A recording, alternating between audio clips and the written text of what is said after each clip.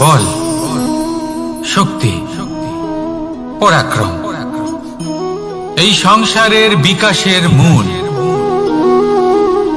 কিন্তু কখনো ভেবেছেন যে প্রকৃতি আমাদের এই বল, শক্তি, পরাক্রম কেন দিয়েছেন?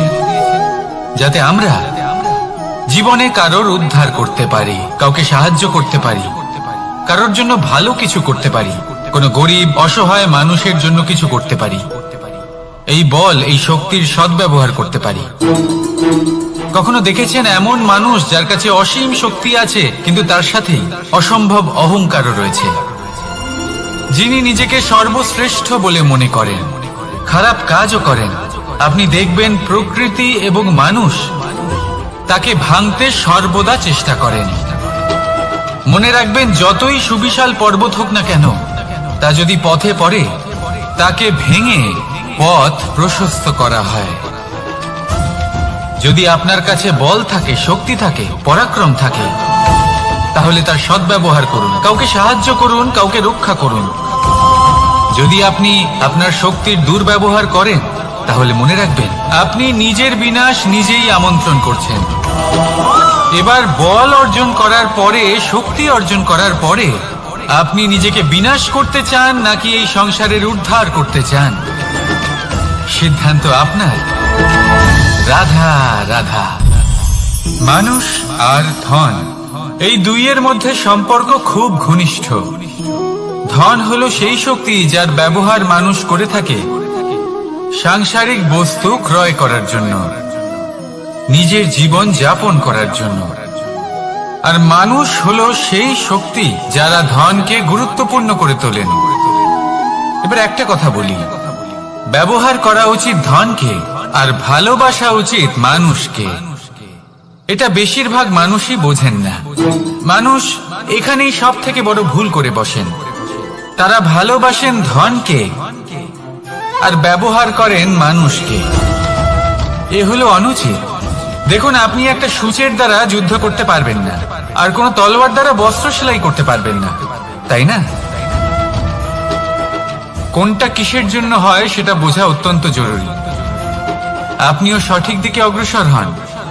মানুষকে ভালোবাসুন আর ধনকে ব্যবহার করুন। যদি আপনি মানুষকে ব্যবহার করেন, তাহলে আপনি ভালোবেসে ফেলবেন ধনকে। আর এই ভালোবাসা ধীরে ধীরে পরিণত হবে লোভে, আর ধীরে ধীরে এটা আপনাকে বিনাশ করে দেবে। তাহলে সমস্ত মানুষকে ভালোবাসুন আর এইভাবে ভালোবেসে বলুন, রাধা রাধা। সাফল্য কে না চান?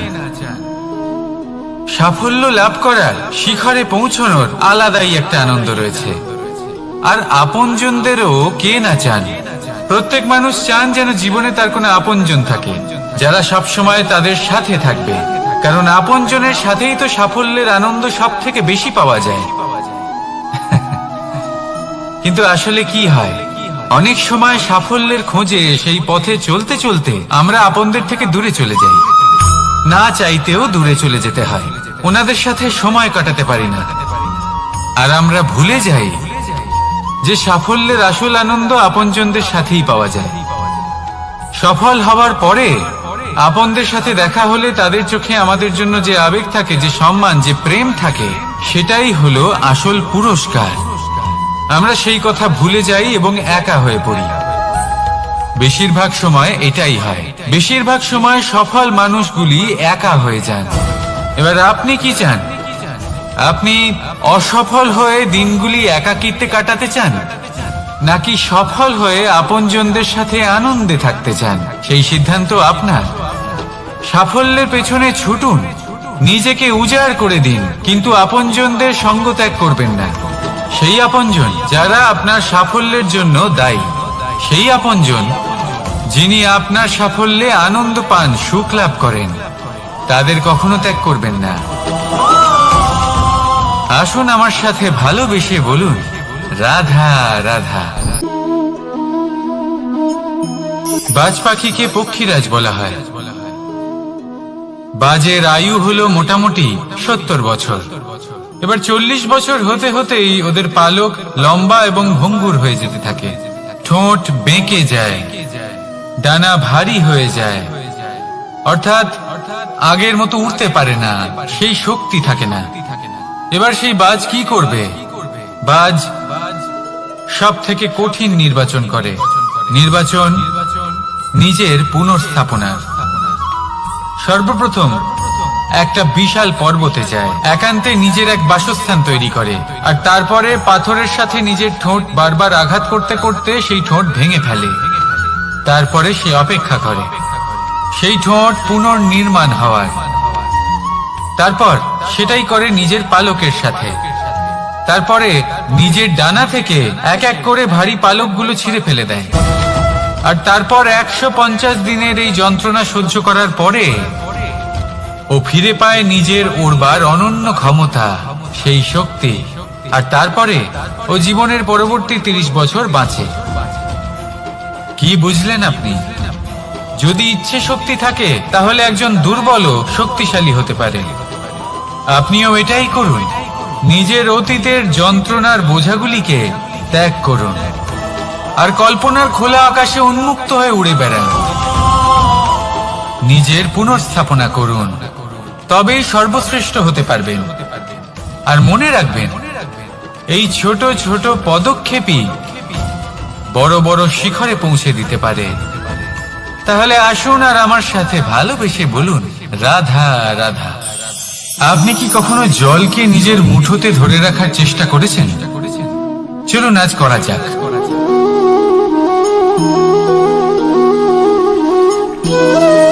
যদি আপনি নিজের মুঠো জোরে বন্ধ করেন, জল ধরে রাখতে পারবেন না। যদি আপনি তাকে এমনি বইতে দেন,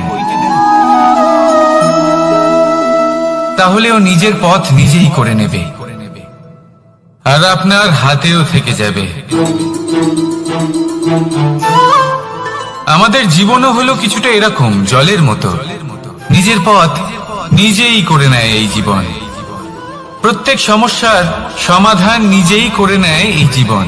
তাই জীবনে যখন কোনো পরিস্থিতি আমাদের প্রতিকূল হয়ে থাকে, কিছুই হয়তো আমরা বুঝতে পারছি না, কিছুই যখন বসে থাকে না, তখন আমরা হতাশ হয়ে পড়ি, নিরাশ হয়ে পড়ি। আর এটাই করা উচিত নয়।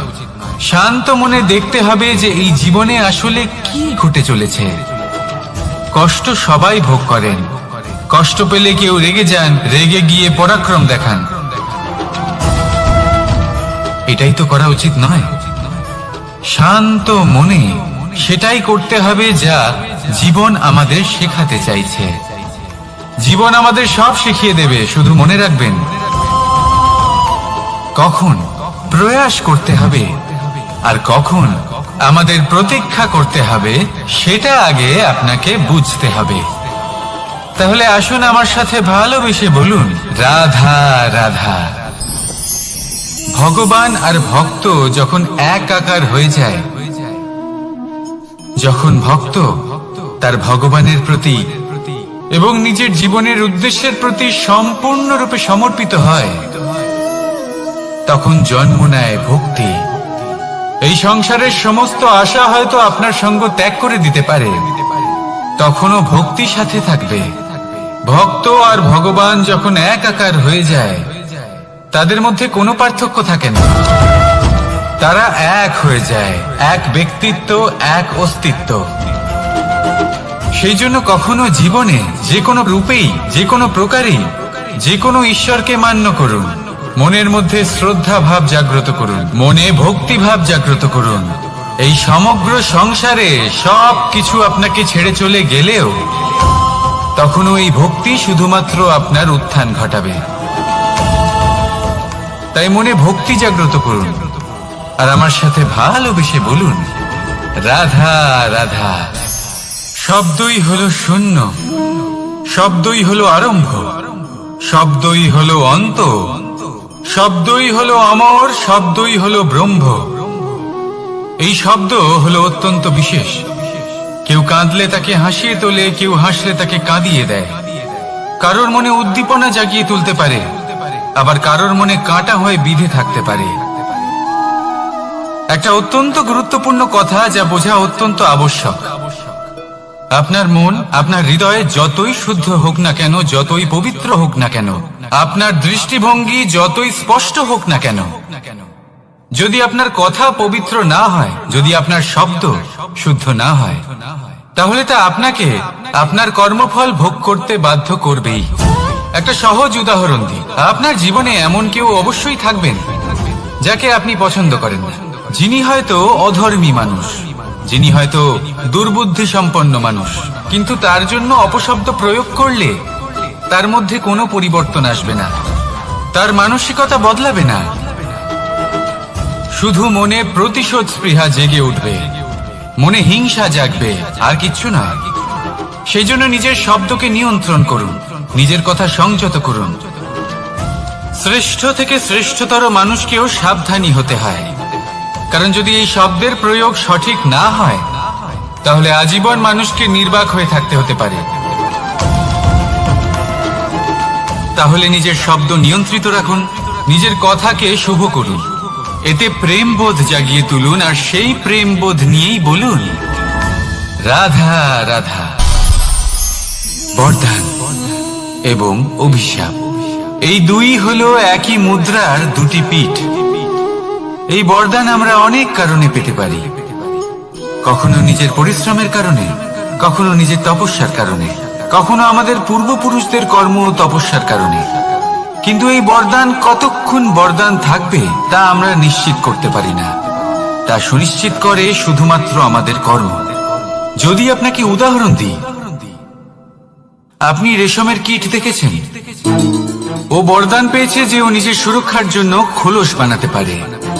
এবারও তাতে এত মত্ত হয়ে যায় যে এমন এক আবরণ বানিয়ে ফেলে যাতে সে নিজেই আবদ্ধ হয়ে চাপা পড়ে মরে যায়। এটার তাৎপর্য কি? তাৎপর্য খুবই সরল। গর্ব করা খুবই ভালো, কিন্তু অহংকার করা কখনোই উচিত নয়। যদি অহংকার মনের মধ্যে প্রবেশ করে, তাহলে এই বরদান অভিশাপে পরিণত হতে সময় লাগে না। আর যদি কর্মশ্রেষ্ঠ হয়, তাহলে অভিশাপ বরদানে পরিণত হয়। তাহলে আসুন শ্রেষ্ঠ কর্ম করুন, আর আমার সাথে ভালোবেসে বলুন রাধা রাধা। সুখ, দুঃখ, মৃত্যু, মহামারী, এগুলো কখনো বলে আসে না, আবার জিজ্ঞাসা করেও আসে না। এমনই হয় দ্রুত ক্রীড়ার এই খেলায়, এক কারাগারের মতো, একটা মাকড়সার জালের মতো। যেমন একটা মাকড়সার জাল একটা পোকাকে নিজের দিকে আসতে আকর্ষিত করে নিজের চমকের দ্বারা, নিজের গঠন দ্বারা, সেরকমই দ্রুত ক্রীড়ার এই খেলা মানুষকে নিজের দিকে আসতে প্ররোচিত করে। শেষে গিয়ে মানুষ আটকা পড়ে। পার্থক্য শুধু এটাই, যখন এক পোকা এই জালে জড়িয়ে পড়ে, তখন সে তার প্রাণ হারায়। মানুষ যখন এই দ্রুত ক্রীড়ায় আকর্ষিত হয়, সে নিজের মান, নিজের ধন সবকিছু হারায়, নিজের বিবেক হারিয়ে ফেলে। কিন্তু আপনি আপনার বিবেক কখনোই হারাবেন না। যদি আপনার মনে লোভ চলে আসে, আপনি লোভী হয়ে ওঠেন। যদি আপনি দ্রুত ক্রীড়ার এই খেলায় আটকা পড়েন, তাহলে মনে রাখবেন, এই খেলা থেকে ফিরে আসা প্রায় অসম্ভবই বলা যায়। নিজের বিবেক কখনো হারাতে দেবেন না, কারণ বিনাশ আসার প্রথম লক্ষণ হলো বিবেকের বোধ চলে যাওয়া। এই প্ররোচনায় কখনো পা দেবেন না। আর আমার সাথে ভালোবেসে বলুন রাধা রাধা। বিজয়, বিজয় লাভের জন্য মানুষ কি না করে থাকে, যে কোনো সম্ভাব্য প্রচেষ্টা করে। কিন্তু নিজের বিজয় লাভের জন্য বাজিতে যা ইচ্ছে তাই রেখে দেওয়া কি উচিত কাজ? কখনোই নয়। নিজের হারানো সম্মান, নিজের হারানো সম্পত্তি, নিজের হারানো অধিকার ফিরে পাওয়ার শুধু একটাই পথ রয়েছে, আর তা হলো পুরুষার্থ, দ্রুত ক্রীড়া নয়। যে মানুষ নিজেই হেরে গেছে, নিজেই নিজের জয়লাভ করার জন্য অন্য কাউকে কিভাবে বাজিতে রাখতে পারে? এ হলো সম্পূর্ণরূপে অনুচিত।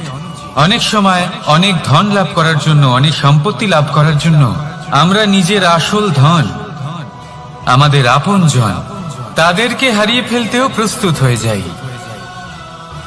এটা একেবারেই উচিত নয়। যত বড়ই সংকট আসুক না কেন, আমাদের আপনজনদের আমাদের সাথেই রাখা উচিত। নিজের বিজয়ের জন্য ওনাদের বাজি রাখা ঠিক নয়। এই ভুল কেউ একজন করেছেন, আপনি তা ভুলেও করবেন না। রাধা রাধা। নারী জন্মসূত্রে কারোর কন্যা, ধর্মসূত্রে কারোর পত্নী, আর কর্মসূত্রে কারোর মা। আমাদের মনে এই ছবি আঁকা রয়েছে একজন নারীকে নিয়ে, তাই না? একটা অতুলনীয় ভূমিকা রয়েছে নারীদের আমাদের জীবনে, আর নারী ছাড়া আমরা কিছুই নই। কিন্তু অধিকার, সেখানে আমরা একটা ভুল করে বসি। যখন নারী একজন কন্যা থাকে, যখন সে জন্ম নেয়, তখন তার উপর অধিকার থাকে তার পিতার। আর তারপর যখন বিয়ে হয়ে যায়, তখন তার অস্তিত্বের উপর অধিকার থাকে তার স্বামী। আর যখন তিনি মা হন, তখন নিজেই তিনি জীবনের সমস্ত অধিকার দিয়ে দেন তার সন্তানকে। কিন্তু আমরা কি কখনো এটা ভেবেছি এই জীবন হলো তার নিজের? যে নারী সবার কল্যাণ করছেন, তার জীবনের অধিকারও তার কাছেই থাকা উচিত, তাই না? তার নিজের জীবনের সিদ্ধান্ত সে নিজেই নিতে পারেন, নিজেই নিজের ভাগ্যের রচয়িতা হতে পারেন। আর এর জন্য আমাদের নিজেদের পাল্টাতে হবে, দৃষ্টিভঙ্গি পাল্টাতে হবে। কারণ এই ধারণা সেটা আজ বা কালকের ব্যাপার নয়, এটা ঘটে চলেছে বহু বছর ধরে আর চলতেই থাকবে যদি আমরা এটা না বদলাই। আর এটা তখনই সম্ভব হবে যখন আমরা নিজেদের মধ্যে পরিবর্তন আনব। তাই আজকের পর থেকে, এই মুহূর্ত থেকে, কোনো নারীর ওপর অকারণ অধিকার স্থাপনের আগে সহস্রবার ভেবে দেখবেন। কারণ যখন নারী নিজের অধিকার কেড়ে নিতে বাধ্য হবেন, তখন শুধু এবং শুধুমাত্র বিনাশই ঘটবে। রাধা রাধা।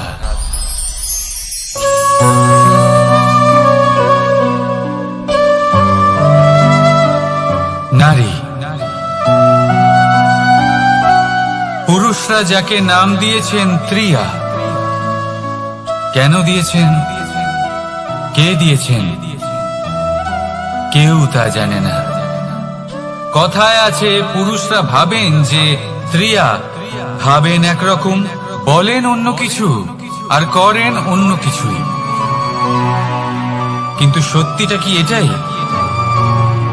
আসল সত্যি হলো এটাই যে ত্রিয়া হলো সেই চরিত্রহীন পুরুষ, আর কেউ নয়। সেই পুরুষ যারা নারীকে বলেন যে আপনি হলেন মা, আপনি হলেন দেবী, আপনি হলেন বোন। আর ভাবেন কি? ভাবেন যে এই নারী হলো আমাদের পায়ের ধুলো, আর কিচ্ছু নয়। আর কি করেন? ওনাদের মাথায়, ওনাদের খোপায় মালা পরিয়ে দিয়ে ভাবেন যে ওনারা হলেন তাদের পায়ের ধুলোর সমান।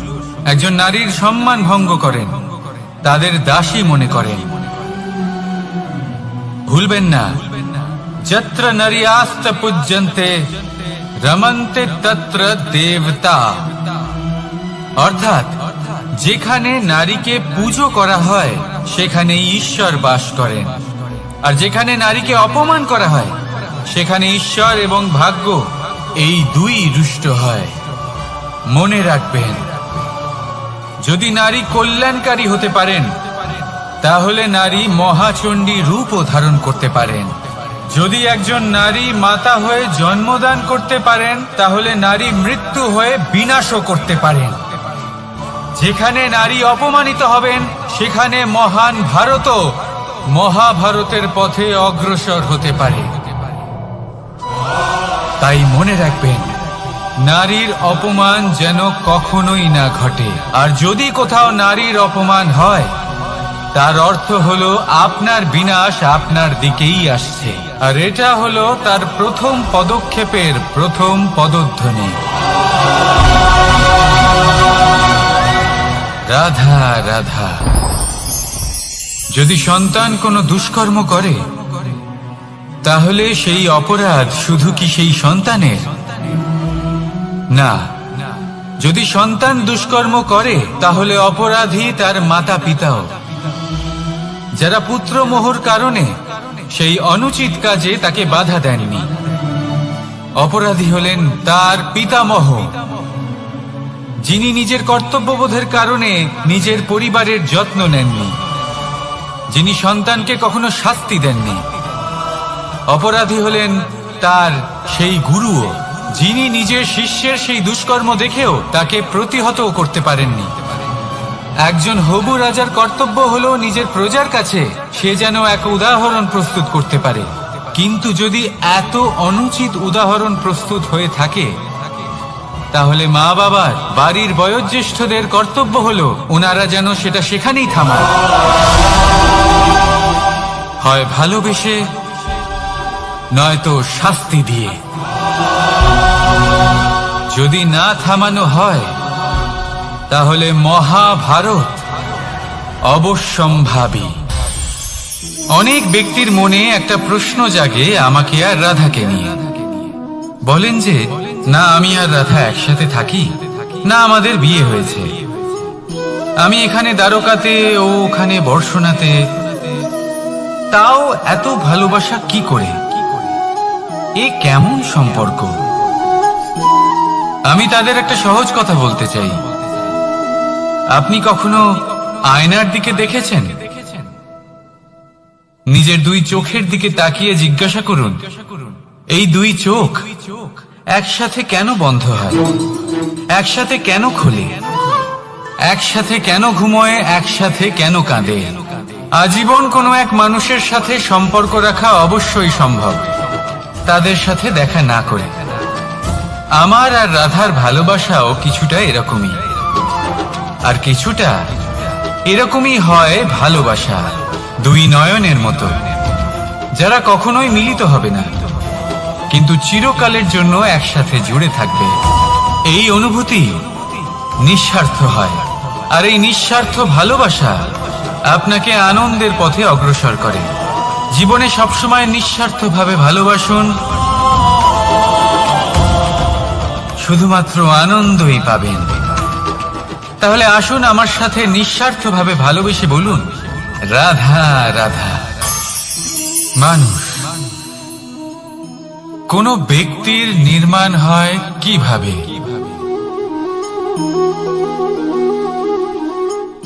কেউ বলবেন পঞ্চতত্ত্বের দ্বারা, কেউ বলবেন আত্মা, দেহ ও চেতনার দ্বারা, কেউ বলবেন ঈশ্বরের কৃপার দ্বারা, তো কেউ বলবেন এই প্রকৃতির পরীক্ষার দ্বারা। না, মানুষের নির্মাণ হয়ে থাকে বিশ্বাস দ্বারা। ব্যক্তি তখনই গড়ে ওঠেন যখন ব্যক্তিত্ব থাকে, ঠিক কিনা? আর ব্যক্তিত্ব তখনই হবে আর সেরকমই হবে যেরকম বিশ্বাস আপনি নিজের উপরে রাখবেন। যদি আপনি মনে করেন আপনি বিষের ন্যায় হবেন তাহলে আপনি বিষাক্তই হবেন। যদি আপনি এটা মনে করেন যে আপনি অমৃতের ন্যায় হবেন তাহলে আপনি অমরই হয়ে যাবেন। যদি আপনি নিজের উপরে বিশ্বাস রাখেন যে আপনি সংসারের সব থেকে উঁচু পর্বতের শিখরে পৌঁছতে পারবেন তাহলে আপনি অবশ্যই পৌঁছবেন। যদি আপনার এরকম মনে হয় যে আপনি এরকম কখনো করতে পারবেন না তাহলে এরকম কখনোই হবে না। ভেবে দেখবেন, বিশ্বাসের মধ্যেই বিশ্ব বাস করে থাকে, তো আপনার অস্তিত্ব কেন করবে না? যেমন বিশ্বাস আপনি নিজের উপরে রাখবেন তেমনই আপনি হয়ে উঠবেন। সেই জন্য নিজের উপরে বিশ্বাস রাখুন, আর হ্যাঁ, ভালোবেসে বলুন রাধা রাধা। শত্রুতা, একজন মানুষ অন্য মানুষের সাথে শত্রুতা করে বসেন। দুজন ঘনিষ্ঠ বন্ধু, এমনও এক সময় আসতে পারে যখন এনারা একে অপরের শত্রু হয়ে ওঠেন। এর অনেকগুলো কারণ হতে পারে, কিন্তু মূল কারণ হলো আলোচনা। আগে হ্যাঁ, আপনি যদি কারোর বিষয়ে আলোচনা করেন তাহলে সে আপনার শত্রু হয়ে যেতে পারে। এবার মনে একটা প্রশ্ন আসতে পারে যে এটা কিভাবে সম্ভব হতে পারে? আলোচনা এটা তো অত্যন্ত জরুরি। যদি আমি নিজের বন্ধুর খারাপ কাজের বিষয়ে আলোচনাই না করি তাহলে সে শুধরবে কি করে? একথা সত্যি যে আলোচনা আবশ্যক, কিন্তু তার থেকেও বেশি গুরুত্বপূর্ণ এবং আবশ্যক হলো আপনার এই সিদ্ধান্ত এটাই যে আপনার এই আলোচনা কোন স্থানে করবেন। যদি এটা সবার সামনে করবেন ভাবেন, তাহলে তা অপমানও হয়ে যেতে পারে। যদি এটা আলাদাভাবে করেন তাহলে তা পরামর্শ হয়ে যায়। অপমান কেউ স্বীকার করতে পারেন না, কিন্তু পরামর্শ সকলের ভালো লাগে। তাহলে যদি আপন কারোর জন্য ভালো কিছু চান, কাউকে শুধরে দিতে চান, আর আপনার মনে হয় আলোচনা আবশ্যক, তাহলে সর্বপ্রথম সময়, পরিস্থিতি আর স্থানের কথা মনে রাখবেন। নয়তো এই আলোচনা আপনাকে খুব ভোগাতে পারে। তাহলে আসুন আমার সাথে ভালোবেসে বলুন, রাধা রাধা। আপনার জীবনেও কি সমস্যা রয়েছে? অবশ্যই থাকবে। প্রত্যেকের জীবনেই সমস্যা থাকে। প্রত্যেক মানুষ জিজ্ঞাসাও করেন যে এই সমস্যা আসলে কি আর কেন আসে জীবনে। আপনাকে একটা কথা বলে দিই যে সমস্যা আসলে সেটা নয় যা আপনার পথে বাধা সৃষ্টি করে, বরং সমস্যা হলো সেটাই যেটা আপনি তখন দেখতে পান যখন আপনার একাগ্রতা আপনার পথ থেকে, আপনার লক্ষ্য থেকে সরে যেতে থাকে। আর এই সমস্যাগুলি দূর করার জন্য, এর সমাধান করার জন্য একটাই পথ আছে। নিজের সমস্ত ভাবনা আরো একবার একাগ্র করুন নিজের পথের দিকে, নিজের লক্ষ্যের দিকে। আপনার সমস্ত ভাবনা যদি কেন্দ্রীভূত হয় নিজের লক্ষ্যে, তাহলে এই সমস্যা দূরে থাকবে। যদি এরকম না হয়, যদি আপনার মন একটু অন্যদিকে চলে যায়, তাহলে এই সমস্ত সমস্যা আবার সামনে চলে আসে আর বাড়তেও থাকে। দেখুন, যেখানে আপনার লক্ষ্য রয়েছে, বাণ যদি সেখানেই চালাতে হয়, তাহলে দৃষ্টি তো সেদিকেই রাখতে হবে। তবেই তো আপনি সেই লক্ষ্য ভেদ করতে পারবেন। সেই জন্য মনে রাখবেন, সর্বদা লক্ষ্য রাখবেন নিজের পথে, সেই পথেই সামনে এগোতে থাকুন নিজের লক্ষ্যের দিকে। আপনি যত সামনে এগোতে থাকবেন এই সমস্যা তত পিছিয়ে যাবে। তাহলে আসুন আমার সাথে ভালোবেসে বলুন, রাধা রাধা। এই পাখিরা সত্যি খুব সুন্দর, আমার খুব ভালো লাগে। আপনি নিশ্চয়ই শুনে থাকবেন যে কিছু পাখির কাছে ডানা অবশ্যই থাকে, কিন্তু উড়তে পারে না। তারা চায় উঁচু আকাশে উড়ে বেড়াতে এবং মেঘেদের সাথে কথা বলতে, করতেই পারে না। এবার এই সংসারেও পাওয়া যায় ঘুড়িও।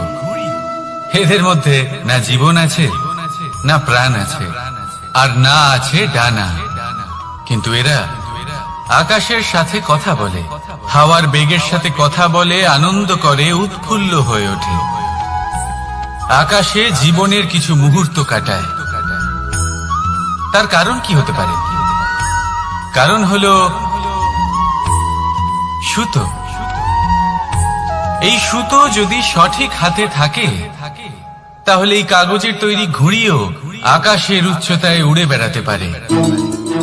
এবার এই সুতো আসলে কি? এই সুতো হলো আসলে ভালোবাসা। এই সুতো হলো আসলে বিশ্বাসের। আর এটা আপনি দিয়ে থাকেন তাদের হাতে যাদের আপনি বিশ্বাস করেন, যাদের আপনি নিজের সর্বস্ব দিয়ে দেন। ভেবে দেখুন, এই ভালোবাসা আর বিশ্বাসের সুতো আপনি যদি সঠিক মানুষের হাতে দিয়ে দেন, তাহলে আপনি অনেক উচ্চতায় উঠতে পারবেন, আকাশের উচ্চতায় উড়ে বেড়াতে পারবেন, মেঘের সাথে কথা বলতে পারবেন, পাখিদের মতো উঠতে পারবেন, যা ইচ্ছে তাই করতে পারবেন। শুধু এই মানুষ সঠিক হতে হবে, এমন একজন মানুষ যার মনে আপনার জন্য ভালোবাসা রয়েছে, এমন এক মানুষ যার মনে কোনো স্বার্থ নেই, যিনি পরোপকারী, এমন একজন ব্যক্তি যিনি আপনার অস্তিত্বকে বাইরে নিয়ে আসতে পারবেন, তাকে উজ্জ্বল করে তুলবেন। তাহলে ভালোবাসুন, আনন্দ করতে থাকুন, আর এই আনন্দ সহকারে বলুন রাধা রাধা।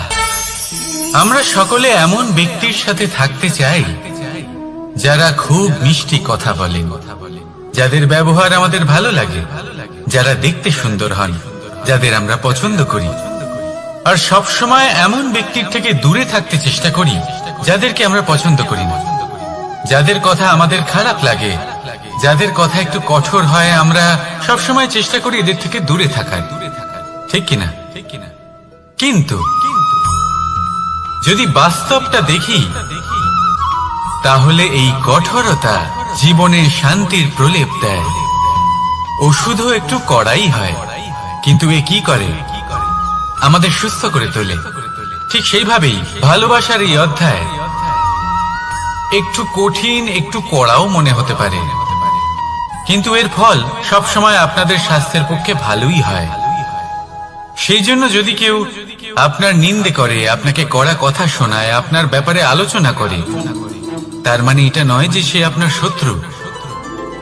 হতে পারে তিনি আপনার বন্ধু হন, আপনার জন্য ভালো চান, আপনাকে শুধরে নিতে চান, আপনার মধ্যে কোনো পরিবর্তন দেখতে চান। সেই জন্য কখনো কারোর কথা শুনে বা কাউকে দেখে প্রাথমিকভাবে এই সিদ্ধান্ত নেবেন না যে তিনি আপনার শত্রু হন নাকি আপনার বন্ধু হন।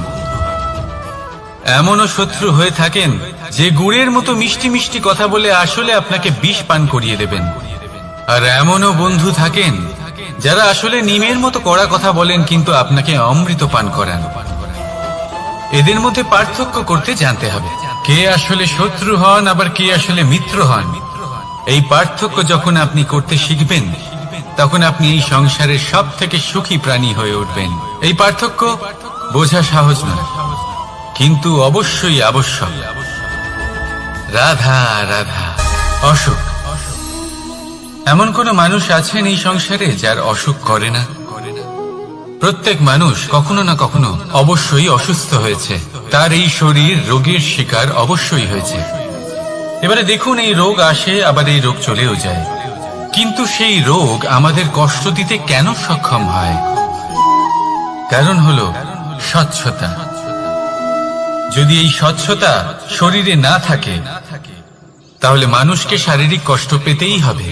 ঠিক সেইভাবেই অত্যন্ত প্রয়োজনীয় হলো এই স্বচ্ছতা যেন মনেও থাকে। যদি এই স্বচ্ছতা মনে না থাকে, তাহলে মানুষ চারিত্রিকভাবে কষ্ট সহ্য করেন। এবারে নিবারণ কি হতে পারে? বড়ই সহজ এর উপশম। যদি রোগ শরীরে হয়, তাহলে সর্বপ্রথম স্বচ্ছতা বজায় রাখতে শিখুন, এই শরীরকে পরিষ্কার রাখতে শিখুন। বিচক্ষণতার সাথে এই রোগের সম্মুখীন হন, ভয় পাওয়ার কোনো দরকার নেই। ব্যায়াম করতে থাকুন, সব ঠিক হয়ে যাবে। সেইভাবেই যদি এই অসুখ মনে হয়, তাহলে কি করা যায়? সর্বপ্রথম তার আধারের উপরে নজর দিন।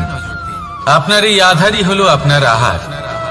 যা আপনি আহার করবেন, সেরকমই মানুষ হয়ে উঠবেন। সেইভাবেই আপনি যেরকম ভাবেন, সেরকমই মানুষ হয়ে উঠবেন। সেই জন্য নিজের ভাবনাকে শুভ করুন, নিজের দৃষ্টিভঙ্গিকে শুভ করে তুলুন, সবকিছু সঠিক হবে। আপনার আমার সবার মধ্যেই এক রাক্ষস বাস করে, তার সম্মুখীন হন, তাকে পরাস্ত করুন।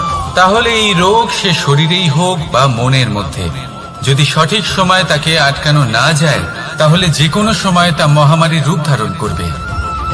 সেই জন্য সাবধানে থাকুন, সুস্থ থাকুন। তাহলে আসুন আমার সাথে ভালোবেসে বলুন রাধা রাধা। বল, শক্তি, পরাক্রম এই সংসারের বিকাশের মূল। কিন্তু কখনো ভেবেছেন যে প্রকৃতি আমাদের এই বল, শক্তি, পরাক্রম কেন দিয়েছেন? যাতে আমরা জীবনে কারোর উদ্ধার করতে পারি, কাউকে সাহায্য করতে পারি, কারোর জন্য ভালো কিছু করতে পারি, কোনো গরিব অসহায় মানুষের জন্য কিছু করতে পারি। এই বল, এই শক্তির সদ্ব্যবহার করতে পারি। কখনো দেখেছেন এমন মানুষ যার কাছে অসীম শক্তি আছে কিন্তু তার সাথেই অসম্ভব অহংকারও রয়েছে, যিনি নিজেকে সর্বশ্রেষ্ঠ বলে মনে করেন, খারাপ কাজও করেন। আপনি দেখবেন প্রকৃতি এবং মানুষ তাকে ভাঙতে সর্বদা চেষ্টা করেন। মনে রাখবেন, যতই সুবিশাল পর্বত হোক না কেন, তা যদি পথে পড়ে তাকে ভেঙে পথ প্রশস্ত করা হয়। যদি আপনার কাছে বল থাকে, শক্তি থাকে, পরাক্রম থাকে, তাহলে তার সদ্ব্যবহার করুন। কাউকে সাহায্য করুন, কাউকে রক্ষা করুন। যদি আপনি আপনার শক্তির দুর্ব্যবহার করেন, তাহলে মনে রাখবেন আপনি নিজের বিনাশ নিজেই আমন্ত্রণ করছেন। এবার বল অর্জন করার পরে, শক্তি অর্জন করার পরে আপনি নিজেকে বিনাশ করতে চান নাকি এই সংসারের উদ্ধার করতে চান, সিদ্ধান্ত আপনার। রাধা রাধা। মানুষ আর ধন, এই দুইয়ের মধ্যে সম্পর্ক খুব ঘনিষ্ঠ। ধন হলো সেই শক্তি যার ব্যবহার মানুষ করে থাকে সাংসারিক বস্তু ক্রয় করার জন্য, নিজের জীবন যাপন করার জন্য। আর মানুষ হলো সেই শক্তি যারা ধনকে গুরুত্বপূর্ণ করে তোলেন। এবার একটা কথা বলি, ব্যবহার করা উচিত ধনকে আর ভালোবাসা উচিত মানুষকে। এটা বেশিরভাগ মানুষই বোঝেন না। মানুষ এখানেই সব থেকে বড় ভুল করে বসেন। তারা ভালোবাসেন ধনকে আর ব্যবহার করেন মানুষকে। এ হলো অনুচিত। দেখুন, আপনি একটা সূচের দ্বারা যুদ্ধ করতে পারবেন না, আর কোনো তলোয়ার দ্বারা বস্ত্র সেলাই করতে পারবেন না, তাই না? কোনটা কিসের জন্য হয় সেটা বোঝা অত্যন্ত জরুরি। আপনিও সঠিক দিকে অগ্রসর হন। মানুষকে ভালোবাসুন আর ধনকে ব্যবহার করুন। যদি আপনি মানুষকে ব্যবহার করেন, তাহলে আপনি ভালোবেসে ফেলবেন ধনকে। আর এই ভালোবাসা ধীরে ধীরে পরিণত হবে লোভে, আর ধীরে ধীরে এটা আপনাকে বিনাশ করে দেবে। তাহলে সমস্ত মানুষকে ভালোবাসুন আর এইভাবে ভালোবেসে বলুন, রাধা রাধা। সাফল্য কে না চান? সাফল্য লাভ করার, শিখরে পৌঁছানোর আলাদাই একটা আনন্দ রয়েছে। আর আপনজনদেরও কে না চান? প্রত্যেক মানুষ চান যেন জীবনে তার কোনো আপনজন থাকে, যারা সবসময় তাদের সাথে থাকবে। কারণ আপনজনের সাথেই তো সাফল্যের আনন্দ সব থেকে বেশি পাওয়া যায়। কিন্তু আসলে কি হয়, অনেক সময় সাফল্যের খোঁজে সেই পথে চলতে চলতে আমরা আপনদের থেকে দূরে চলে যাই। না চাইতেও দূরে চলে যেতে হয়। ওনাদের সাথে সময় কাটাতে পারি না। আর আমরা ভুলে যাই যে সাফল্যের আসল আনন্দ আপনজনদের সাথেই পাওয়া যায়। সফল হওয়ার পরে আপনদের সাথে দেখা হলে তাদের চোখে আমাদের জন্য যে আবেগ থাকে, যে সম্মান, যে প্রেম থাকে, সেটাই হলো আসল পুরস্কার। আমরা সেই কথা ভুলে যাই এবং একা হয়ে পড়ি। বেশিরভাগ সময় এটাই হয়। বেশিরভাগ সময় সফল মানুষগুলি একা হয়ে যান। এবার আপনি কি চান? আপনি অসফল হয়ে দিনগুলি একাকিত্বে কাটাতে চান, নাকি সফল হয়ে আপনজনদের সাথে আনন্দে থাকতে চান? সেই সিদ্ধান্ত আপনার। সাফল্যের পেছনে ছুটুন, নিজেকে উজাড় করে দিন, কিন্তু আপনজনদের সঙ্গ ত্যাগ করবেন না। সেই আপনজন যারা আপনার সাফল্যের জন্য দায়ী, সেই আপনজন যিনি আপনার সাফল্যে আনন্দ পান, সুখ লাভ করেন, তাদের কখনো ত্যাগ করবেন না। আসুন আমার সাথে ভালোবেসে বলুন, রাধা রাধা। বাজ পাখিকে পক্ষীরাজ বলা হয়। বাজের আয়ু হলো মোটামুটি 70 বছর। এবার 40 বছর হতে হতেই ওদের পালক লম্বা এবং ভঙ্গুর হয়ে যেতে থাকে। ঠোঁট বেঁকে যায়, ডানা ভারী হয়ে যায়, অর্থাৎ আগের মতো উঠতে পারে না, সেই শক্তি থাকে না। এবার সেই বাজ কি করবে? বাজ সব থেকে কঠিন নির্বাচন করে, নির্বাচন নিজের পুনর্স্থাপনার। সর্বপ্রথম একটা বিশাল পর্বতে যায়, একান্তে নিজের এক বাসস্থান তৈরি করে, আর তারপরে পাথরের সাথে নিজের ঠোঁট বারবার আঘাত করতে করতে সেই ঠোঁট ভেঙে ফেলে। তারপরে সে অপেক্ষা করে সেই ঠোঁট পুনর্নির্মাণ হওয়ার। তারপর সেটাই করে নিজের পালকের সাথে। তারপরে নিজের ডানা থেকে এক এক করে ভারী পালকগুলো ছিঁড়ে ফেলে দেয়।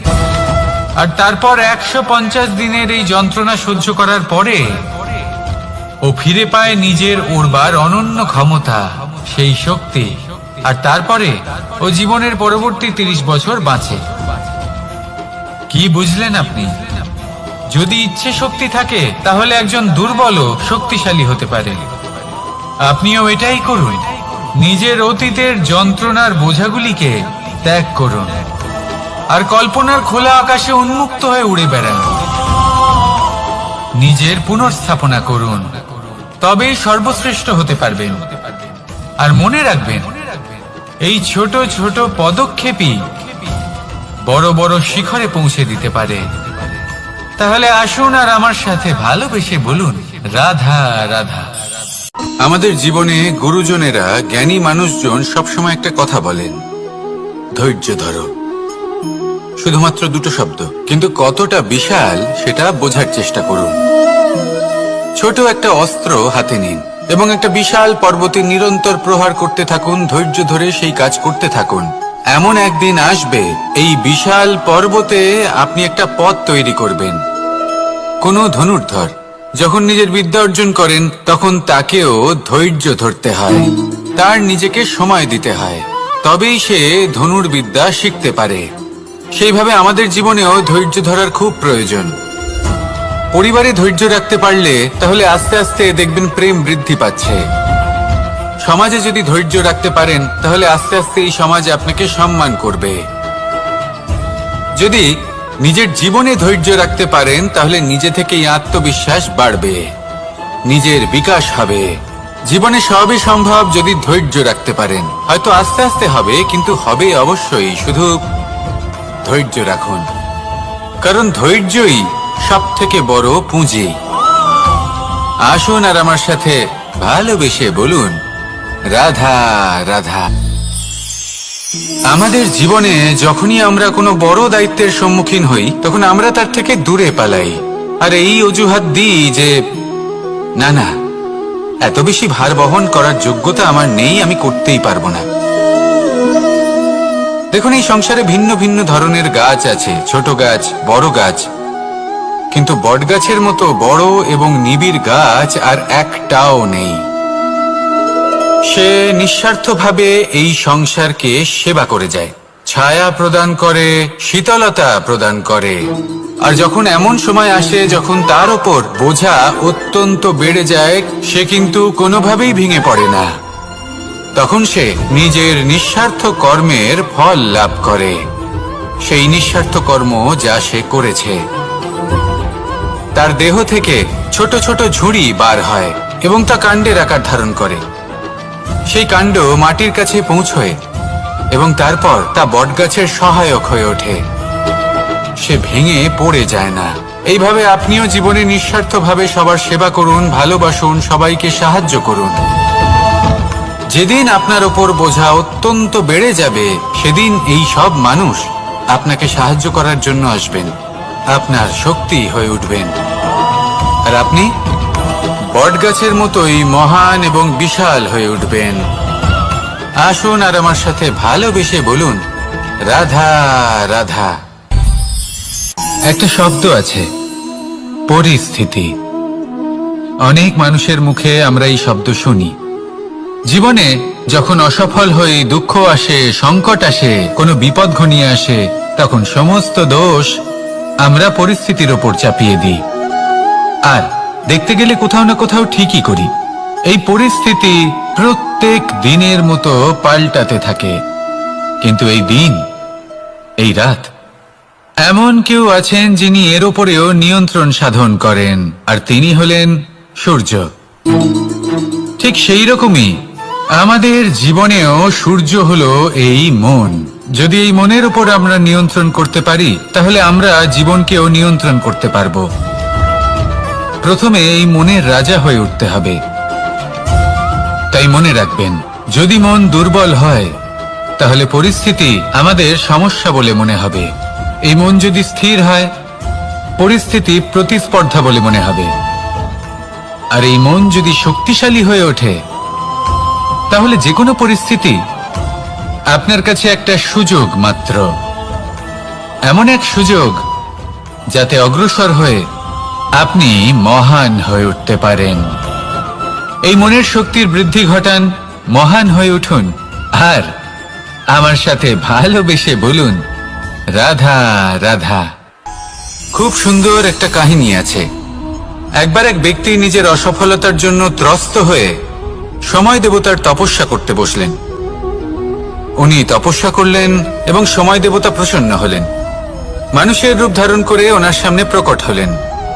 এবার সেই ব্যক্তি ওনাকে জিজ্ঞেস করলেন যে কি এমন আছে যার জন্য আপনি বারবার জয়ী হন আর আমি চিরকাল পরাজিত হয়ে থাকি?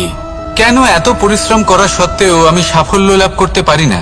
তখন সময় দেবতা উত্তর দিলেন যে দিন হোক বা রাত, ঝড় হোক বা ভূমিকম্প, রোদ হোক বা বৃষ্টি হোক, সময়ের সূত্রপাত হোক বা প্রলয়, আমি থামি না, আমি চলতেই থাকি। আর সেই জন্য যিনি থেমে যান তিনি পরাজিত হন আর আমি জয়ী হই।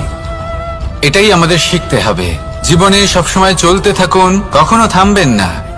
হ্যাঁ, কিছুক্ষণের জন্য বিরতি নিতে পারেন, বিশ্রাম করার জন্য, নিজেকে আরো সশক্ত করে তোলার জন্য, কিন্তু থেমে যাবেন না। নিরন্তর কর্ম করতে থাকুন, পরিশ্রম করতে থাকুন, তবেই এই সংসার আপনাকে মনে রাখবে। আসুন আমার সাথে ভালোবেসে বলুন, রাধা রাধা। মানুষ তার জীবনে দুই ধরনের পরিস্থিতিকে খুব ভয় পায়। এক, কোনো কারণবশত কারোর সামনে নত হওয়া। দুই, কোনো কারণে নিজের চরিত্র থেকে, নিজের মূল্যবোধ থেকে বিচ্যুত হওয়া। এবার কেন হয় এরকম যে কথায় কথায় কারোর সামনে নত হতে হয়? কেন বারংবার নিজের চরিত্র থেকে চ্যুত হতে হয়? এরকম কেন হয়? এটা তখনই হয় যখন আমাদের শিক্ষা এবং মূল্যবোধের অভাব থাকে। যদি মানুষের মধ্যে প্রকৃত শিক্ষা থাকে, তাহলে এই সংসারে কোনো সময় এবং কারোর সামনেই নত হওয়ার কোনো প্রয়োজন নেই। যদি মানুষের মধ্যে মূল্যবোধ থাকে, তাহলে তাকে নিজের মূল্যবোধ বা চরিত্র থেকে বিচ্যুত হতে হয় না, তা সে যাই হয়ে যাক না কেন। কোনো বালককে যদি জন্ম থেকেই সুশিক্ষার অধিকারী করা হয়, শিক্ষিত করা হয়, মূল্যবোধের অধিকারী করা হয়, তবে সে এই সংসারে এমন কর্ম করবে যাতে সে নিজেকে, নিজের পরিবারকে, সমগ্র সমাজকে গর্বিত করতে পারে। শিক্ষা লাভ করুন, মূল্যবোধ লাভ করুন এবং আমার সাথে ভালোবেসে বলুন, রাধা রাধা। আমাদের সকলের জীবনে একটা লক্ষ্য থাকে যেটা আমরা লাভ করতে চাই। ঠিক যেন একটা প্রতিস্পর্ধা বিদ্যমান যে কে সব থেকে আগে নিজের লক্ষ্যে পৌঁছতে পারবে। আর সেই জন্য আমরা সকলেই খুব তাড়াতাড়ি এগোতে চেষ্টা করি, বড় এবং দীর্ঘ পদক্ষেপ ফেলি যাতে তাড়াতাড়ি নিজের লক্ষ্যে পৌঁছতে পারি।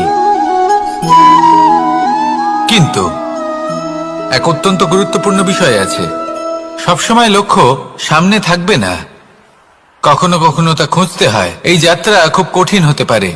আর ঠিক এই কারণেই সবসময় দ্রুত গতিতে চলা বা তাড়াতাড়ি পথে চলা সেটা আবশ্যক নয়। তার থেকেও বেশি গুরুত্বপূর্ণ হলো ভেবেচিন্তে তারপর পথ চলা। যদি ভেবেচিন্তে পদক্ষেপ ফেলেন, চলতে পারেন, তাহলে সেটাই সর্বশ্রেষ্ঠ পদক্ষেপ। কখন কোন দিকে যেতে হবে, কখন কোথায় দিক পাল্টানো যাবে না, কখন গতি বেশি রাখতে হবে, কখন কম, কখন থামবো, কখন চলবো, এই সব কিছুর বিষয়ে জ্ঞান অত্যন্ত গুরুত্বপূর্ণ এবং ভেবে চিন্তে চলতেই হবে। সেই জন্য শুধু তীব্র গতিতে সামনে এগোলে চলবে না, ভাবনা চিন্তা করে এগোতে হবে। আসুন আমার সাথে ভালোবেসে বলুন, রাধা রাধা। পায়েস হলো আমার বিশেষ প্রিয়।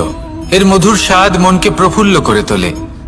ছোটবেলায় মা আমার জন্য পায়েস বানাতেন এবং আমাকে বলতেন যে গরম থাকতে থাকতে খেয়ে নে কানাই, ঠান্ডা হয়ে গেলে ভালো লাগবে না। কিন্তু আমিও দুষ্টু ছিলাম, ঠান্ডা হওয়া পর্যন্ত অপেক্ষা করতাম, আর ঠান্ডা হয়ে যাওয়ার পরে মার কাছে যেতাম আর ওনাকে বলতাম যে মা, পায়েস তো ঠান্ডা হয়ে গেছে, এটা গরম করে দিন। তখন মা হাসতেন আর বলতেন যে পায়েস না হয় আমি আবার গরম করে দেব কানাই, কিন্তু এর মধুর স্বাদ, সেই মিষ্টত্ব, সেই সুবাস, সেটা আবার ফিরে আসবে না। কথাটা সত্যি। আর এই সত্যটাই আমাদেরও জীবনের সত্য। আমাদের জীবনের মধুর সম্পর্কগুলি, এতে যখন কটুভাব প্রবেশ করে তখন সেই মিষ্টত্ব ফিরিয়ে আনা প্রায় অসম্ভব ব্যাপার হয়ে যায়। আপনি চেষ্টা করে সেই সম্পর্ক ঠিক করতেই পারবেন, তার জন্য অগাধ পরিশ্রম করতে হবে, কিন্তু আবার সেই মিষ্টত্ব কখনো ফিরে আসবে না।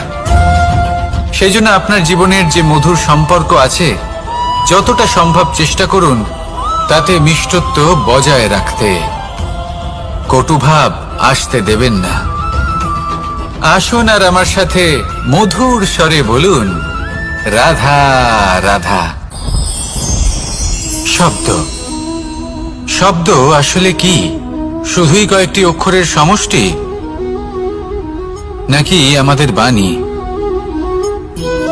এই শব্দ এমন এক শক্তি যা কাউকেই নিজের বশবর্তী করে ফেলতে পারে।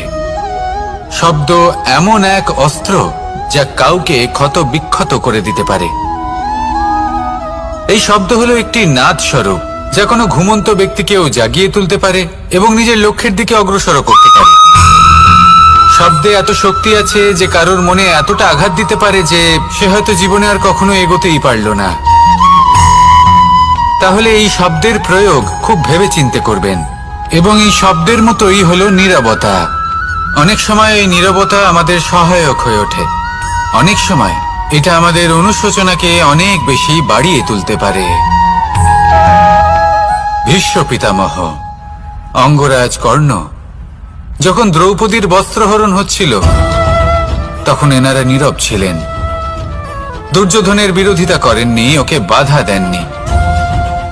আর তারপর কি হলো সেটা আপনারা সকলে জানেন। দেখতে গেলে নীরবতা চুপ করে থাকা, কিন্তু যদি কোনো দুষ্টের সামনে চুপ করে থাকেন, যদি তার বিরোধিতা না করতে পারেন, তাহলে এই নীরবতাই অনেক বড় পাপের আকার ধারণ করে। মনে রাখবেন আর আমার সাথে ভালোবেসে বলবেন, রাধা রাধা। আভূষণ, কার না ভালো লাগে এই আভূষণ?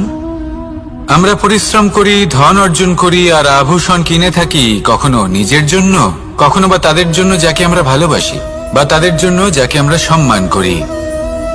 হয়তো সেই জন্যই সীতা চূড়ামণি ধারণ করেছিলেন এবং আমি সামন্তকমণি।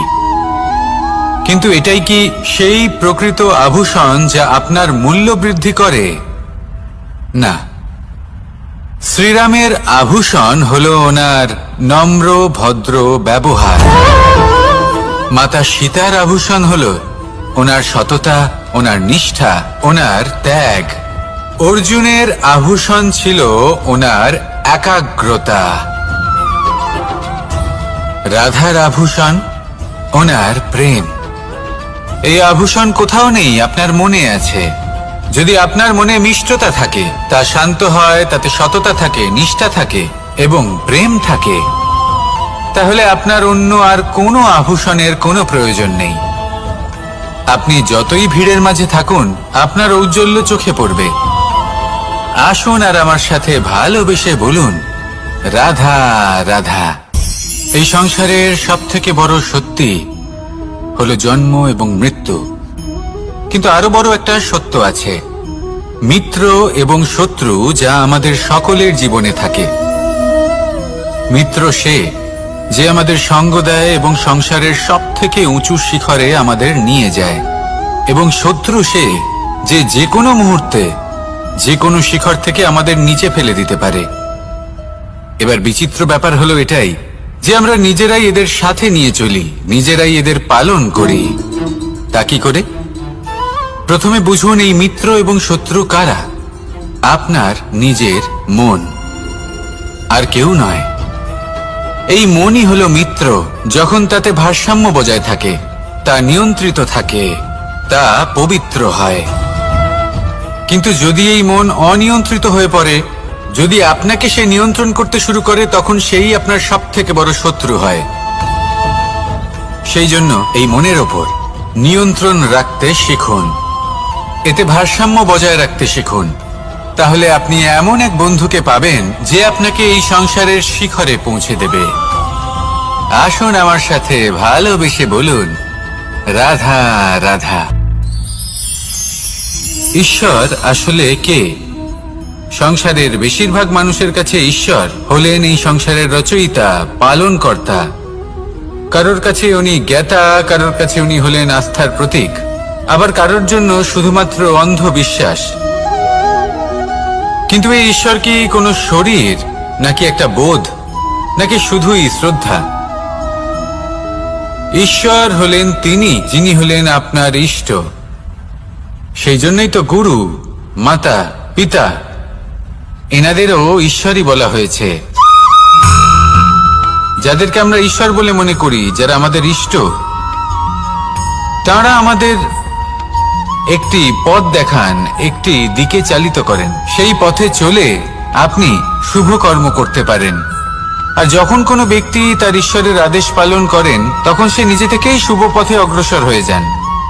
বেশ কয়েকজন মানুষ ঈশ্বরের ওপর আস্থা রাখেন এবং ভাবেন যে অনুচিত কোনো কাজ করা উচিত নয়, ঈশ্বর দেখছেন। ওনারা ভয় পান যে কোনো অনুচিত কর্ম করলে কে জানে তার পরিণাম কি হবে। এমন অনেক ব্যক্তি রয়েছেন যারা ঈশ্বরকে বিশ্বাস করেন এবং জানেন যে ঈশ্বর তাদেরকে দেখছেন। তাই যে যে শুভ কর্ম ওনারা করেছেন তার ফল তারা অবশ্যই পাবেন। এবার আপনি ভয় পেয়ে ঈশ্বরকে বিশ্বাস করবেন, নাকি বিশ্বাসের দ্বারা ঈশ্বরকে বিশ্বাস করবেন, সেই সিদ্ধান্ত আপনারই। কিন্তু হ্যাঁ, যদি আপনার মনে ঈশ্বরের জন্য কোনো স্থান থাকে, যদি আপনার কোনো ইষ্ট থাকেন, যদি আপনি কাউকে ঈশ্বর মনে করেন, যার প্রত্যেক আদেশ আপনি পালন করে থাকেন, তাহলে বলি ঈশ্বর কখনো আপনাকে অনুচিত পথে চালিত করবেন না।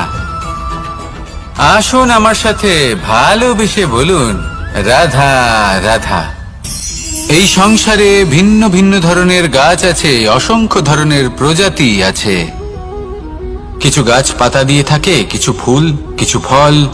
কেউ ছায়া প্রদান করে, কেউ শীতলতা প্রদান করে, কেউ নিজেকে খুব কষ্ট দিয়ে এই সংসারের বিকাশে সহায়ক হয়ে ওঠে। কিন্তু এই সবার মধ্যে একটা বিষয় কিন্তু সমান।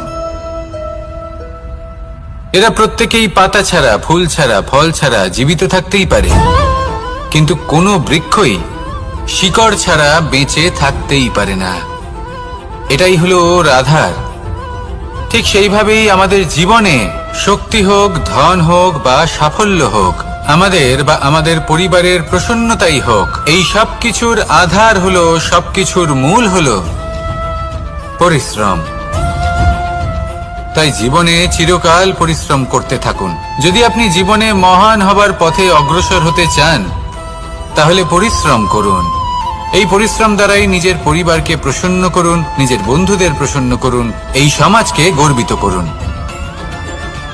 আসুন আমার সাথে ভালোবেসে বলুন, রাধা রাধা। কখনো কোনো বাগানের কোনো বৃক্ষকে দেখেছেন যেখানে সুগন্ধি ফুল থাকে, রসালো ফল থাকে?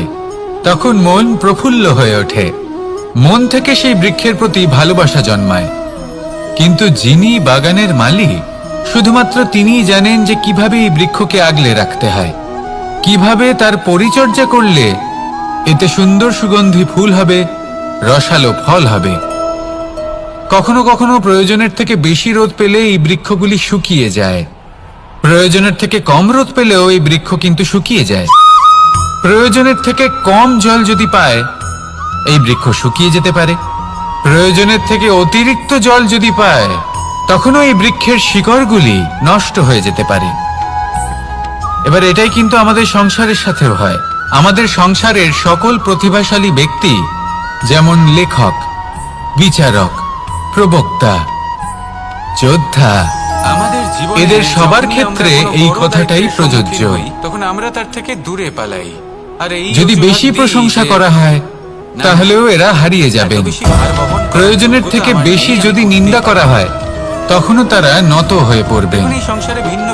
তাহলে আপনি এদের রক্ষা করুন এবং নিজেদেরও। মনে রাখবেন একটা কথা,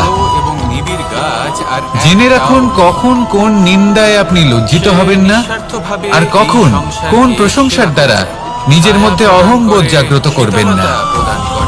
এই মন সুপ্রসন্ন হয়ে বলবে, বোঝা রাধা, অত্যন্ত বেড়ে রাধা। যায়, সে কিন্তু সময়। কোনোভাবেই ভেঙে পড়ে না।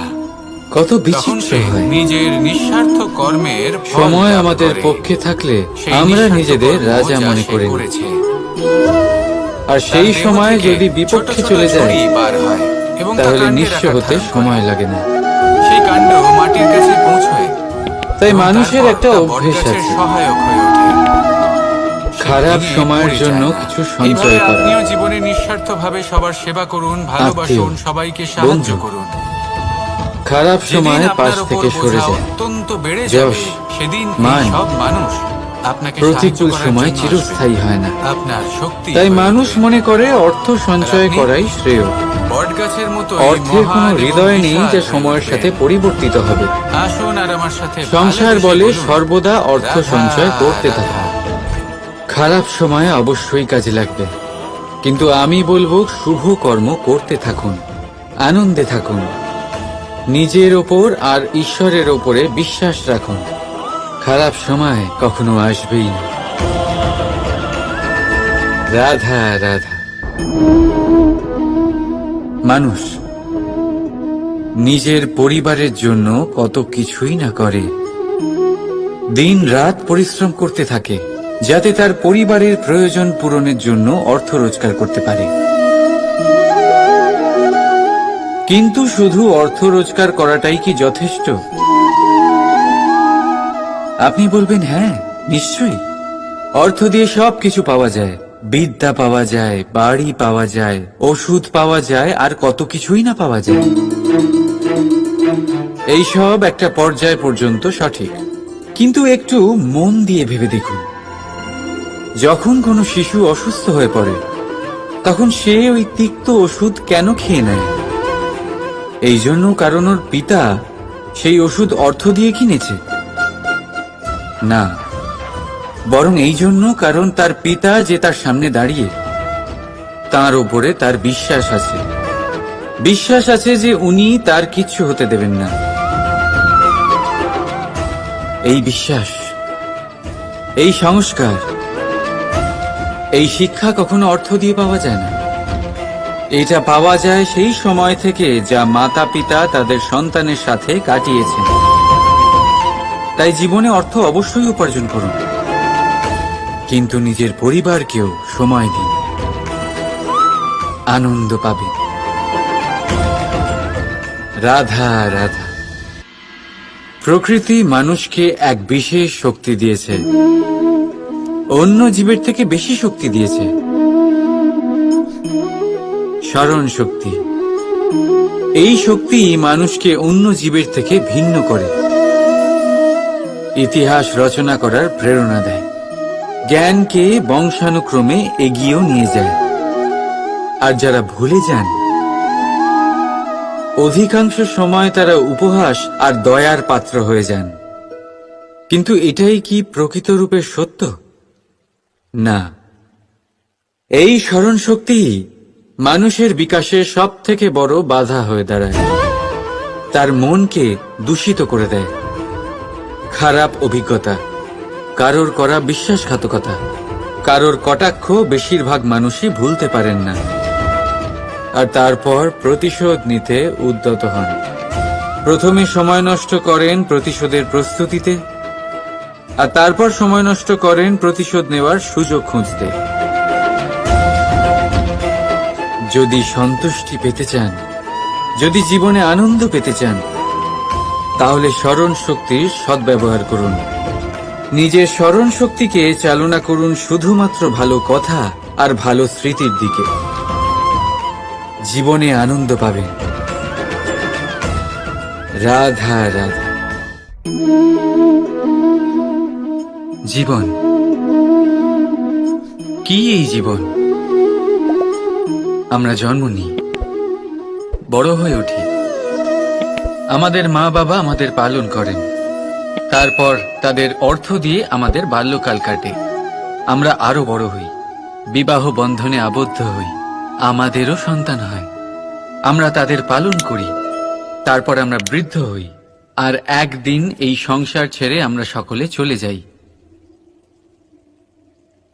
এটাই কি জীবন?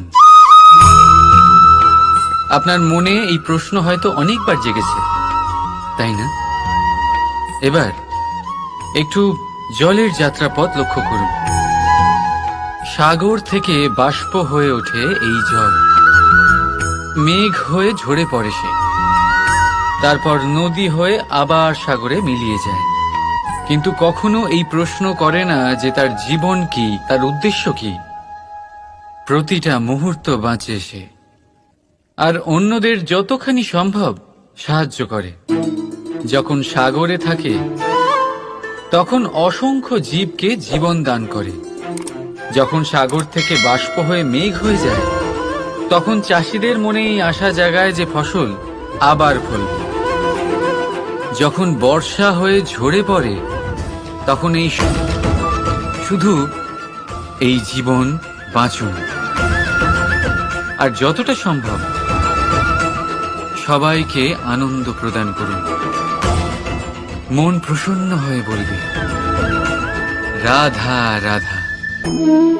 কখনো বৃষ্টির জন্য হওয়া কাদার মধ্যে দিয়ে আপনি নিজের বাড়ি ফিরেছেন? পাদুকা পরার জন্য আপনি ওই কাদা থেকে অবশ্যই বেঁচে যান, কিন্তু সেই পাদুকা থেকে আগত নোংরা কাদার ছিটে আপনার বস্ত্রকে ময়লা করেই দেয়।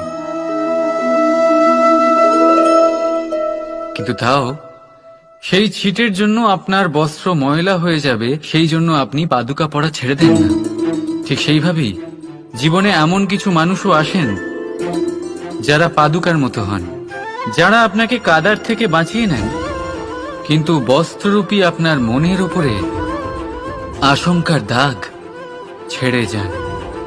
এইসব মানুষের জন্য নিজের মন ছোট করার কোনো প্রয়োজন নেই। প্রয়োজন আছে শুধু এটা ভাবার যে আপনি নিজের পা কাদার থেকে বাঁচাবেন নাকি আপনার বস্ত্র। জীবনে গম্ভীর হওয়া ভালো কথা, কিন্তু সমস্ত বিষয় যদি গম্ভীরভাবে ভাবতে থাকেন তাহলে জীবনের আনন্দটাই শেষ হয়ে যাবে। এই সংসার অস্থায়ী, এখানে এমন কিছুই নেই যা চিরকাল জীবিত থাকবে। তাই যতক্ষণ এই জীবন আছে সন্তুষ্টি আর আনন্দ নিয়ে বাঁচুন। নিজের ওপর আগত কাদার ছিটের দিকে মন দেবেন না, শুধু আনন্দ বিতরণ করুন। মন প্রসন্ন হয়ে বলবে রাধা রাধা। আমাদের জীবনে গুরুজনেরা, জ্ঞানী মানুষজন সবসময় একটা কথা বলেন, ধৈর্য ধরো। শুধুমাত্র দুটো শব্দ, কিন্তু কতটা বিশাল সেটা বোঝার চেষ্টা করুন। ছোট একটা অস্ত্র হাতে নিন এবং একটা বিশাল পর্বতে নিরন্তর প্রহার করতে থাকুন। ধৈর্য ধরে সেই কাজ করতে থাকুন। এমন একদিন আসবে এই বিশাল পর্বতে আপনি একটা পথ তৈরি করবেন। কোনো ধনুর্ধর যখন নিজের বিদ্যা অর্জন করেন তখন তাকেও ধৈর্য ধরতে হয়, তার নিজেকে সময় দিতে হয়, তবেই সে ধনুর্বিদ্যা শিখতে পারে। সেইভাবে আমাদের জীবনেও ধৈর্য ধরার খুব প্রয়োজন। পরিবারে ধৈর্য রাখতে পারলে তাহলে আস্তে আস্তে দেখবেন প্রেম বৃদ্ধি পাচ্ছে। সমাজে যদি ধৈর্য রাখতে পারেন তাহলে আস্তে আস্তে এই সমাজ আপনাকে সম্মান করবে। যদি নিজের জীবনে ধৈর্য রাখতে পারেন তাহলে নিজে থেকেই আত্মবিশ্বাস বাড়বে, নিজের বিকাশ হবে। জীবনে সবই সম্ভব যদি ধৈর্য রাখতে পারেন। হয়তো আস্তে আস্তে হবে, কিন্তু হবে অবশ্যই। শুধু ধৈর্য রাখুন, কারণ ধৈর্যই সব থেকে বড় পুঁজি।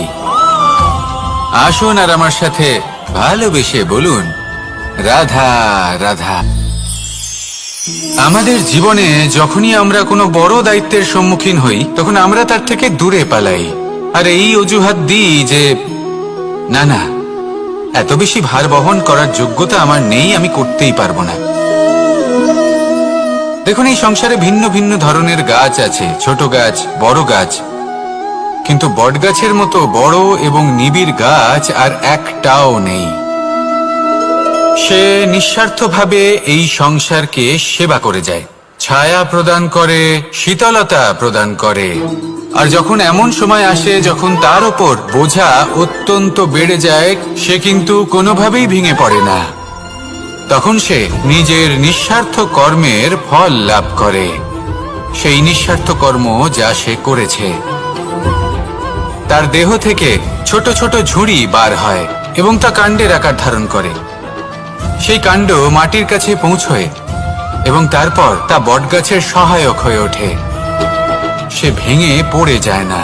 এইভাবে আপনিও জীবনে নিঃস্বার্থভাবে সবার সেবা করুন, ভালোবাসুন, সবাইকে সাহায্য করুন। যেদিন আপনার ওপর বোঝা অত্যন্ত বেড়ে যাবে, সেদিন এই সব মানুষ আপনাকে সাহায্য করার জন্য আসবেন, আপনার শক্তি হয়ে উঠবেন, আর আপনি বটগাছের মতোই মহান এবং বিশাল হয়ে উঠবেন। আসুন আর আমার সাথে ভালোবেসে বলুন, রাধা রাধা। একটা শব্দ আছে, পরিস্থিতি।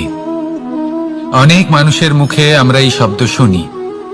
জীবনে যখন অসফল হই, দুঃখ আসে, সংকট আসে, কোনো বিপদ ঘনিয়ে আসে, তখন সমস্ত দোষ আমরা পরিস্থিতির ওপর চাপিয়ে দিই। আর দেখতে গেলে কোথাও না কোথাও ঠিকই করি। এই পরিস্থিতি প্রত্যেক দিনের মতো পাল্টাতে থাকে, কিন্তু এই দিন, এই রাত, এমন কেউ আছেন যিনি এর ওপরেও নিয়ন্ত্রণ সাধন করেন, আর তিনি হলেন সূর্য। ঠিক সেই রকমই আমাদের জীবনেও সূর্য হলো এই মন। যদি এই মনের উপর আমরা নিয়ন্ত্রণ করতে পারি, তাহলে আমরা এই মনের শক্তির বৃদ্ধি ঘটান, মহান হয়ে উঠুন, আর আমার সাথে ভালোবেসে বলুন, রাধা রাধা। খুব সুন্দর একটা কাহিনী আছে। একবার এক ব্যক্তি নিজের অসফলতার জন্য ত্রস্ত হয়ে সময় দেবতার তপস্যা করতে বসলেন। উনি তপস্যা করলেন এবং সময় দেবতা প্রসন্ন হলেন, মানুষের রূপ ধারণ করে ওনার সামনে প্রকট হলেন। এবার সেই ব্যক্তি ওনাকে জিজ্ঞেস করলেন যে কি এমন আছে যার জন্য আপনি বারবার জয়ী হন আর আমি চিরকাল পরাজিত হয়ে থাকি? কেন এত পরিশ্রম করা সত্ত্বেও আমি সাফল্য লাভ করতে পারি না? তখন সময় দেবতা উত্তর দিলেন যে দিন হোক বা রাত, ঝড় হোক বা ভূমিকম্প, রোদ হোক বা বৃষ্টি হোক, সময়ের সূত্রপাত হোক বা প্রলয়, আমি থামি না, আমি চলতেই থাকি। আর সেই জন্য যিনি থেমে যান তিনি পরাজিত হন আর আমি জয়ী হই। এটাই আমাদের শিখতে হবে। জীবনে সবসময় চলতে থাকুন, কখনো থামবেন না। হ্যাঁ, কিছুক্ষণের জন্য বিরতি নিতে পারেন, বিশ্রাম করার জন্য, নিজেকে আরো সশক্ত করে তোলার জন্য, কিন্তু থেমে যাবেন না। নিরন্তর কর্ম করতে থাকুন, পরিশ্রম করতে থাকুন, তবেই এই সংসার আপনাকে মনে রাখবে। আসুন আমার সাথে ভালোবেসে বলুন, রাধা রাধা। মানুষ তার জীবনে দুই ধরনের পরিস্থিতিকে খুব ভয় পায়। এক, কোনো কারণবশত কারোর সামনে নত হওয়া। দুই, কোনো কারণে নিজের চরিত্র থেকে, নিজের মূল্যবোধ থেকে বিচ্যুত হওয়া। এবার কেন হয় এরকম যে কথায় কথায় কারোর সামনে নত হতে হয়? কেন বারংবার নিজের চরিত্র থেকে চ্যুত হতে হয়? এরকম কেন হয়? এটা তখনই হয় যখন আমাদের শিক্ষা এবং মূল্যবোধের অভাব থাকে। যদি মানুষের মধ্যে প্রকৃত শিক্ষা থাকে, তাহলে এই সংসারে কোনো সময় এবং কারোর সামনেই নত হওয়ার কোনো প্রয়োজন নেই। যদি মানুষের মধ্যে মূল্যবোধ থাকে, তাহলে তাকে নিজের মূল্যবোধ বা চরিত্র থেকে বিচ্যুত হতে হয় না, তা সে যাই হয়ে যাক না কেন। কোনো বালককে যদি জন্ম থেকেই সুশিক্ষার অধিকারী করা হয়, শিক্ষিত করা হয়, মূল্যবোধের অধিকারী করা হয়, তবে সে এই সংসারে এমন কর্ম করবে যাতে সে নিজেকে, নিজের পরিবারকে, সমগ্র সমাজকে গর্বিত করতে পারে। শিক্ষা লাভ করুন, মূল্যবোধ লাভ করুন এবং আমার সাথে ভালোবেসে বলুন, রাধা রাধা। আমাদের সকলের জীবনে একটা লক্ষ্য থাকে যেটা আমরা লাভ করতে চাই। ঠিক যেন একটা প্রতিস্পর্ধা বিদ্যমান যে কে সব থেকে আগে নিজের লক্ষ্যে পৌঁছতে পারবে। আর সেই জন্য আমরা সকলেই খুব তাড়াতাড়ি এগোতে চেষ্টা করি, বড় এবং দীর্ঘ পদক্ষেপ ফেলি যাতে তাড়াতাড়ি নিজের লক্ষ্যে পৌঁছতে পারি। কিন্তু এক অত্যন্ত গুরুত্বপূর্ণ বিষয় আছে, সবসময় লক্ষ্য সামনে থাকবে না, কখনো কখনো তা খুঁজতে হয়। এই যাত্রা খুব কঠিন হতে পারে, আর ঠিক এই কারণেই সবসময় দ্রুত গতিতে চলা বা তাড়াতাড়ি পথে চলা সেটা আবশ্যক নয়। তার থেকেও বেশি গুরুত্বপূর্ণ হলো ভেবেচিন্তে তারপর পথ চলা। যদি ভেবেচিন্তে পদক্ষেপ ফেলেন, চলতে পারেন, তাহলে সেটাই সর্বশ্রেষ্ঠ পদক্ষেপ। কখন কোন দিকে যেতে হবে, কখন কোথায় দিক পাল্টানো যাবে না, কখন গতি বেশি রাখতে হবে, কখন কম, কখন থামবো, কখন চলবো, এই সব কিছুর বিষয়ে জ্ঞান অত্যন্ত গুরুত্বপূর্ণ এবং ভেবে চিন্তে চলতেই হবে। সেই জন্য শুধু তীব্র গতিতে সামনে এগোলে চলবে না, ভাবনা চিন্তা করে এগোতে হবে। আসুন আমার সাথে ভালোবেসে বলুন, রাধা রাধা। পায়েস হলো আমার বিশেষ প্রিয়। এর মধুর স্বাদ মনকে প্রফুল্ল করে তোলে। ছোটবেলায় মা আমার জন্য পায়েস বানাতেন এবং আমাকে বলতেন যে গরম থাকতে থাকতে খেয়ে নে কানাই, ঠান্ডা হয়ে গেলে ভালো লাগবে না। কিন্তু আমিও দুষ্টু ছিলাম, ঠান্ডা হওয়া পর্যন্ত অপেক্ষা করতাম, আর ঠান্ডা হয়ে যাওয়ার পরে মার কাছে যেতাম আর ওনাকে বলতাম যে মা, পায়েস তো ঠান্ডা হয়ে গেছে, এটা গরম করে দিন। তখন মা হাসতেন আর বলতেন যে পায়েস না হয় আমি আবার গরম করে দেব কানাই, কিন্তু এর মধুর স্বাদ, সেই মিষ্টত্ব, সেই সুবাস, সেটা আবার ফিরে আসবে না। কথাটা সত্যি। আর এই সত্যটাই আমাদেরও জীবনের সত্য। আমাদের জীবনের মধুর সম্পর্কগুলি, এতে যখন কটুভাব প্রবেশ করে তখন সেই মিষ্টত্ব ফিরিয়ে আনা প্রায় অসম্ভব ব্যাপার হয়ে যায়। আপনি চেষ্টা করে সেই সম্পর্ক ঠিক করতেই পারবেন, তার জন্য অগাধ পরিশ্রম করতে হবে, কিন্তু আবার সেই মিষ্টত্ব কখনো ফিরে আসবে না। সেই জন্য আপনার জীবনের যে মধুর সম্পর্ক আছে, যতটা সম্ভব চেষ্টা করুন তাতে মিষ্টত্ব বজায় রাখতে। কটুভাব আসতে দেবেন না।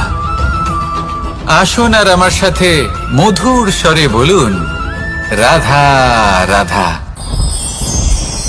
শব্দ, শব্দ আসলে কি? শুধুই কয়েকটি অক্ষরের সমষ্টি, নাকি আমাদের বাণী? এই শব্দ এমন এক শক্তি যা কাউকেই নিজের বশবর্তী করে ফেলতে পারে। শব্দ এমন এক অস্ত্র যা কাউকে ক্ষত বিক্ষত করে দিতে পারে। এই শব্দ হলো একটি নাদ স্বরূপ যা কোনো ঘুমন্ত ব্যক্তিকেও জাগিয়ে তুলতে পারে এবং নিজের লক্ষ্যের দিকে অগ্রসর করতে পারে। শব্দে এত শক্তি আছে যে কারোর মনে এতটা আঘাত দিতে পারে যে সে হয়তো জীবনে আর কখনো এগোতেই পারল না। তাহলে এই শব্দের প্রয়োগ খুব ভেবেচিন্তে করবেন। এবং এই শব্দের মতোই হলো নীরবতা। অনেক সময় এই নীরবতা আমাদের সহায়ক হয়ে ওঠে। অনেক সময় এটা আমাদের অনুশোচনাকে অনেক বেশি বাড়িয়ে তুলতে পারে। ভীষ্ম পিতামহ, অঙ্গরাজ কর্ণ, যখন দ্রৌপদীর বস্ত্রহরণ হচ্ছিল তখন এনারা নীরব ছিলেন। দুর্যোধনের বিরোধিতা করেননি, ওকে বাধা দেননি। আর তারপর কি হলো সেটা আপনারা সকলে জানেন। দেখতে গেলে নীরবতা চুপ করে থাকা, কিন্তু যদি কোনো দুষ্টের সামনে চুপ করে থাকেন, যদি তার বিরোধিতা না করতে পারেন, তাহলে এই নীরবতাই অনেক বড় পাপের আকার ধারণ করে। মনে রাখবেন আর আমার সাথে ভালোবেসে বলবেন, রাধা রাধা। আভূষণ, কার না ভালো লাগে এই আভূষণ? আমরা পরিশ্রম করি, ধন অর্জন করি আর আভূষণ কিনে থাকি, কখনো নিজের জন্য, কখনো বা তাদের জন্য যাকে আমরা ভালোবাসি, বা তাদের জন্য যাকে আমরা সম্মান করি। হয়তো সেই জন্যই সীতা চূড়ামণি ধারণ করেছিলেন এবং আমি সামন্তকমণি। কিন্তু এটাই কি সেই প্রকৃত আভূষণ যা আপনার মূল্য বৃদ্ধি করে? না। শ্রীরামের আভূষণ হলো ওনার নম্র ভদ্র ব্যবহার। মাতা সীতার আভূষণ হলো ওনার সততা, ওনার নিষ্ঠা, ওনার ত্যাগ। অর্জুনের আভূষণ ছিল ওনার একাগ্রতা। রাধার আভূষণ ওনার প্রেম। এই আভূষণ কোথাও নেই, আপনার মনে আছে।